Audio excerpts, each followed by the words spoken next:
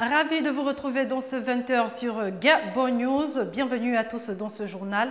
Voici le titre de ce soir. Point de presse du membre du Front de l'opposition Jean Ping ce lundi à Libreville après la version officielle du procureur de la République gabonaise sur les violences qui se sont déroulées à son domicile et la convocation de la police judiciaire. L'opposant gabonais vient de faire de nouvelles déclarations très révélatrices.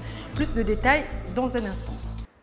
Mais avant, on s'intéresse à cette question de la pollution dans certaines zones de Libreville qui a atteint un niveau assez inquiétant. Dégradation de la nature, inondations et risque de maladie. Cette rivière en agonie lance un SOS. Reportage de Georges Mexan-Ntoutoum. Ce petit cours d'eau se trouve derrière l'immeuble de la Banque des États d'Afrique centrale, situé au boulevard Bessieux dans le 2e arrondissement de Libreville. Ici, des individus semblent avoir choisi ce canal pour se débarrasser de leurs déchets, un fait qui a eu une conséquence lourde sur cette rivière et sur le canal lui-même. Construit pour évacuer les eaux des pluies, ce dernier est bouché et ne peut plus fonctionner correctement, ce qui pourrait causer des inondations dans la zone si une solution rapide n'est pas trouvée. Doté de 13 parcs nationaux, le Gabon a démontré son souci de préserver la nature. Cependant, cette rivière qui se meurt en plein cœur de sa capitale ainsi que d'autres zones sujettes à la pollution dévoile une certaine négligence sur l'entretien de l'environnement. Aussi, le comportement des populations ne facilite pas la tâche des autorités. Cette petite rivière prend sa source dans Arambo, un autre cours d'eau situé en amont au quartier Nkembo. Plus connu sous le nom de Boulbès, plusieurs habitations y furent détruites pour un projet de construction. Depuis, seul l'immeuble de la BEAC y a poussé. On attend, on ne sait jusqu'à quand, mais on attend comme d'habitude. On le disait en titre, une semaine après les violences qui se sont déroulées à son domicile, de Jean Ping, membre du Front de l'opposition, et après la version officielle du procureur de la République gabonaise, l'ancien président de la Commission de l'Union africaine s'est exprimé devant la presse ce lundi. Reportage de Georges Mexan-Ntoutoum. Jean Ping, ancien président de la Commission de l'Union africaine, a animé ce lundi à Libreville une conférence de presse pour donner sa version sur l'agression dont sa résidence a été victime. Le lundi 12 janvier, entre 6h et 7h du matin, plusieurs centaines de jeunes, environ 3 à 400, dont la moyenne d'âge variait entre 16 et 25 ans, complètement déchaînés, comme une horde importante de bêtes féroces, prêtes à ouvrir les hostilités. Sentant le danger face à ce groupe violent, Jean Ping affirme avoir appelé la police et le procureur de la République comme le permet la loi. Cependant, il s'est interrogé sur certains faits. Pourquoi la police judiciaire fait passer la victime, l'agressé pour un agresseur? Pourquoi? Il y a beaucoup de questions. On a dit que ces jeunes gens étaient venus réclamer la libération des prisonniers qui avaient été arrêtés. Pourquoi sont-ils venus donc chez moi alors que les prisonniers étaient en ce moment-là en train d'être jugés à la justice? Pour finir, il a interpellé la communauté nationale et internationale sur, je cite, la gravité de la situation que traverse le Gabon. Et au cours de cette conférence de presse qui s'est tenue à la Chambre de commerce de Libreville, Jean Ping est revenu non seulement sur sa convocation ce lundi à la police judiciaire, mais aussi sur le fait d'avoir voulu se faire justice après la récente attaque d'un groupe de jeunes à son domicile, occasion pour lui d'interpeller aussi la communauté internationale sur les violences dont il fait l'objet. Le compte-rendu de Patrick Charfery. C'est un Jean Ping au visage hagard et effaré par les récents événements qui est apparu devant la presse cette fin de matinée. Il a tenu à organiser une conférence de presse alors qu'au même moment il était attendu à la police judiciaire après avoir reçu une convocation. L'ancien président de la Commission de l'Union africaine s'explique. Je crois d'abord qu'il faut rappeler que la convocation est arrivée hier, dimanche, jour d'Oura. On ne travaille pas les dimanches. Donc la justice ne devrait pas m'apporter une convocation le dimanche.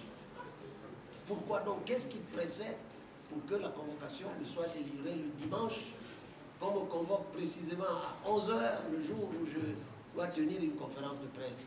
Revenons sur les attaques perpétrées contre lui à son domicile, dont il est reproché d'avoir voulu se faire justice après avoir neutralisé certains agresseurs. Jean Ping a donné sa réponse. On semble me reprocher de ne pas avoir reçu ces voyous avec du champagne chez moi. On voulait donc que je leur offre, les gens qui voulaient me tuer, que je leur offre, je ne sais pas, je les félicite.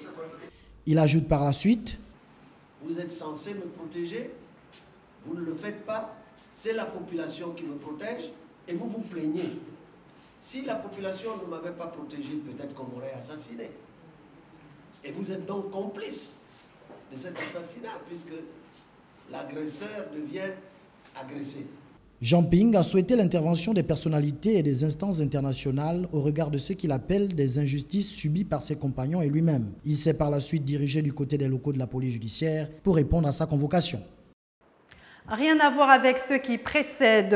Un mouvement des jeunes gabonais dénommé One People Gabon a été lancé le week-end dernier au cours d'une conférence de presse. Objectif, contribuer à leur manière à la non-violence et traduire l'unité du continent africain face aux phénomènes sanglants qui l'affligent aujourd'hui par des actes de violence perpétrés par le groupe Boko Haram un peu partout en Afrique. C'est en tout cas ce que nous rapporte Justin Bitegui. Comment faire face aux crimes commis par la secte islamique Boko Haram? Une question qui s'est posée par un jeune Africain sur les réseaux sociaux. C'est le point de départ, sinon la naissance d'un mouvement des jeunes Gabonais dénommé One People Gabon. Objectif, participer à stopper. Il ne s'agit pas de créer un buzz, il s'agit de marquer les consciences. Parce que l'effet Boko Haram n'est pas un buzz. L'effet Boko Haram n'est pas fictif, non, c'est réel. Il s'agit de venir avec ce comportement déjà réel, dire que oui, certes ça se passe au Nigeria, au Cameroun, mais ça pourrait se passer aussi au Gabon. Comment réagiront aussi les autres pays sur le plan international? Il est temps enfin que nous Gabonais, nous fassions le premier pas afin de soutenir non seulement nos frères et sœurs nigériens, mais aussi de marquer notre cœur, notre humanisme. Une manifestation sera donc organisée ce dimanche 25 janvier dès 15 h à la place du lycée national Léomba. Il s'agira pour chacun de venir habillé de blanc et avec de la craie. Il s'agira aussi pour chacun de nous suivre d'ailleurs, premièrement sur nos plateformes Facebook et Twitter, afin de mieux s'imprégner du concept. Le flash mob durera 15 minutes. Ça se passera au niveau du lycée national Léomba. Les individus entendront un coup de sifflet, ce qui leur permettront de savoir ce qu'il y a réellement à faire, c'est-à-dire s'allonger au sol et exercer le même coup qu'il faudra. L'objectif de ce rassemblement est de sensibiliser le maximum de personnes à lutter contre la violence et le terrorisme, et particulièrement le fléau Boko Haram. Il est donc rappelé à la population gabonaise et africaine à participer massivement à cet événement pour dire non à la violence et à l'extrémisme. Le week-end écoulé également, l'Union des jeunes du Parti démocratique gabonais a mené une double action dans la commune d'Akanda. Objectif, expliquer les projets du chef de l'État et soutenir les Panthères du Gabon engagés à la Coupe d'Afrique des Nations 2015 en Guinée équatoriale. Reportage de Kenny Ongori sur les images de Justin Bitegui. Très affecté par les derniers massacres de la secte islamique Boko Haram dans certains pays d'Afrique, c'est par une minute de silence suivie de l'hymne national du Gabon qu'a démarré la double action de l'Union des jeunes du Parti démocratique gabonais au stade Brotier d'Akanda. Nous sommes réunis dans ce stade de Brotier pour pouvoir faire une présentation du programme Graines, qui est une initiative du président de la République, chef de l'État, afin d'encourager l'entrepreneuriat agricole. Et nous avons pensé au niveau de l'Union des jeunes du Parti démocratique gabonais qu'il était temps qu'au-delà de la sensibilisation et des discours, nous puissions passer à l'action. Dans ce même élan, l'action des jeunes du Parti démocratique gabonais était de voir la jeunesse solidaire derrière leur pays à l'occasion de la Coupe d'Afrique des Nations de football qui s'était en Guinée équatoriale. Bien, nous nous sommes dit qu'il fallait joindre l'utile à l'agréable. Bien évidemment, nous sommes tous des Panthères aujourd'hui puisque notre équipe nationale va affronter le Burkina Faso. Donc naturellement, après cette présentation, nous aurons droit à la diffusion en direct du match de football offert par l'UJPDG. Voilà. Une double action de l'Union des jeunes du Parti démocratique gabonais qui visait à informer sur les démarches du chef de l'État pour la jeunesse gabonaise. Les activités génératrices de revenus et le projet Graines ont pu être développés dans un esprit de partage et une ambiance de jour de Cannes.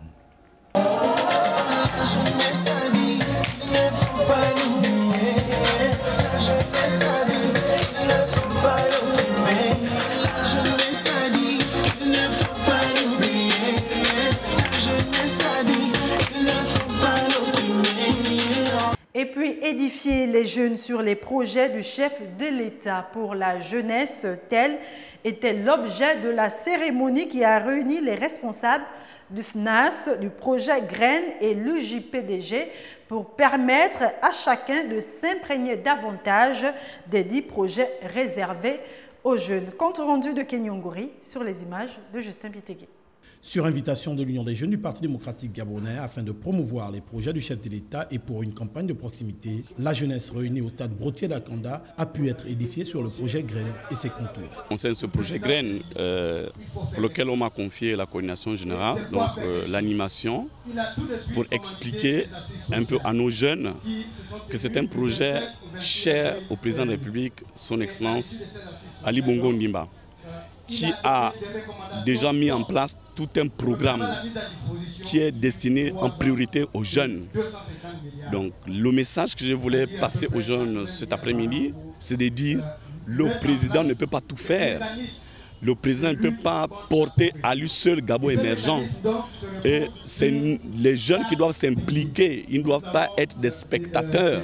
À côté du projet Graines, il y a les activités génératrices de revenus qui ont également été présentées et expliquées à la jeunesse, afin qu'elle s'imprègne davantage. Là, on a eu l'occasion d'expliquer de façon très simple à des jeunes un pan du projet du pacte social du chef proposé par le chef de l'État, en particulier les activités génératrices de revenus. Donc de façon très simple, discours de responsabilité, en disant qu'il faut déjà à ce niveau-là, qu'on soit au lycée, qu'on soit en formation professionnelle, qu'on soit en formation supérieure, ce discours de responsabilité, il ne faut pas attendre, il faut réfléchir, il faut avoir la volonté de s'autonomiser. Cette action de l'Union des jeunes du Parti démocratique gabonais a permis d'apporter des éclaircissements sur les différents projets mis en place par le chef de l'État pour les Gabonais et surtout pour la jeunesse. Voilà, point final à cette édition d'information. Merci pour votre fidélité. L'information se poursuit sur notre site www.gabonnews.com. Je vous retrouve demain lorsqu'il sera 20h.